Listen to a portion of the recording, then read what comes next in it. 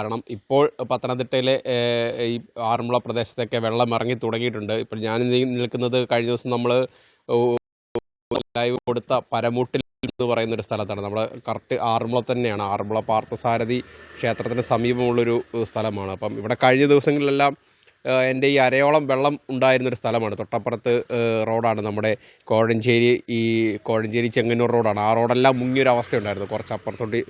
അപ്പോൾ ആ റോഡെല്ലാം മുങ്ങിയൊരവസ്ഥയിൽ നിന്നാണ് ഇപ്പോൾ ഈ ഒരു പൂർവ്വസ്ഥിതിയിലേക്ക് ഇപ്പോൾ എത്തിയിരിക്കുന്നത്. മാത്രമല്ല ഇപ്പോൾ നമുക്കിവിടെ കാണാൻ സാധിക്കും, കഴിഞ്ഞ ദിവസം രക്ഷാപ്രവർത്തനത്തിന് വന്നവരെല്ലാം ഇപ്പോൾ മടങ്ങിപ്പോയിട്ടുണ്ട്.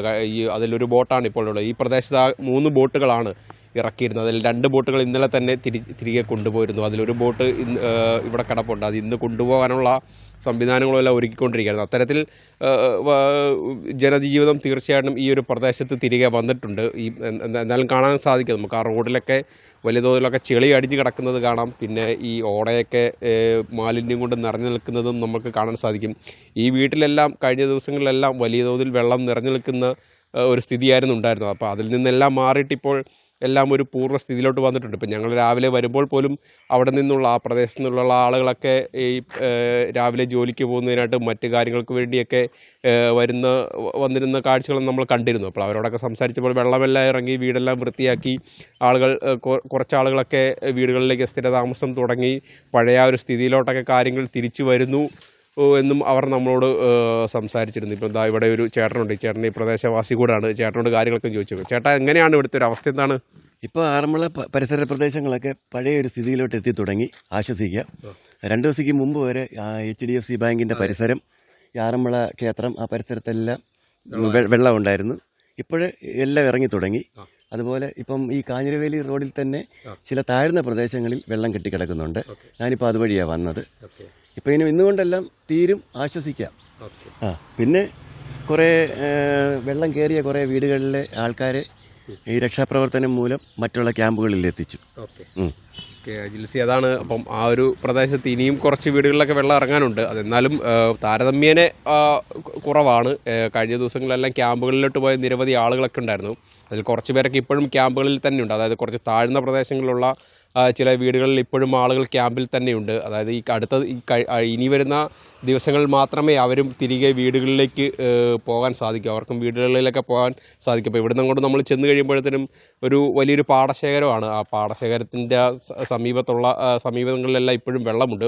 എങ്കിലും കുറച്ചും കൂടി നമ്മൾ കയറി വരുന്ന സ്ഥലങ്ങളിലെല്ലാം വെള്ളം പൊതുവെ ഇറങ്ങിയിട്ടുണ്ട്. എന്തായാലും ആളുകളുടെ ജീവിതം ഒരു സാധാരണമായ ഒരു നിലയിലേക്ക് കാര്യങ്ങൾ എത്തുന്നു. ഇന്നോ നാളെയോടുകൂടി തന്നെ പൂർണ്ണമായിട്ടും വെള്ളമെല്ലാം ഇറങ്ങി ആളുകൾ ഒരു സാധാരണ ജീവിതത്തിലോട്ട് മടങ്ങി വരുമെന്ന് തന്നെയാണ് പ്രതീക്ഷിക്കുന്നത്.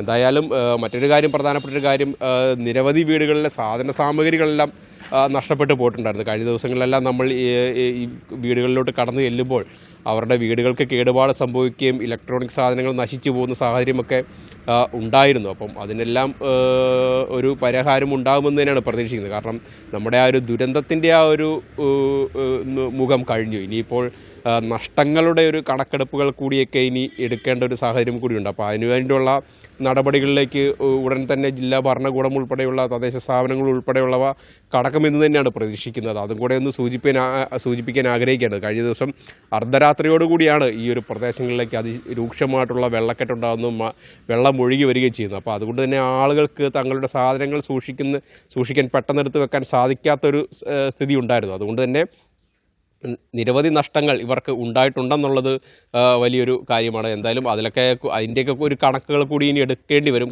പല വീടുകളിലും ബലക്ഷയം ഉൾപ്പെടെയുള്ള സംഭവിച്ചിരുന്നു. പല റോഡുകളും ഇടിഞ്ഞു താഴുന്നൊരു സ്ഥിതി ഉണ്ടായിരുന്നു. ഇപ്പോൾ നമുക്ക് തന്നെ ഇവിടെ കാണാൻ സാധിക്കും, ആ ഒരു പ്രദേശത്തൊക്കെ റോഡ് ഇടിഞ്ഞു പോവുകയും റോഡിൻ്റെ വശങ്ങളിലെ മണ്ണൊഴുകി പോവുകയും ഒക്കെ ചെയ്തൊരു സാഹചര്യം ഉണ്ടായിരുന്നു. ഇതെല്ലാം ഇനി നന്നാക്കേണ്ടതിൻ്റെ ഒരു ആവശ്യം കൂടിയുണ്ട്.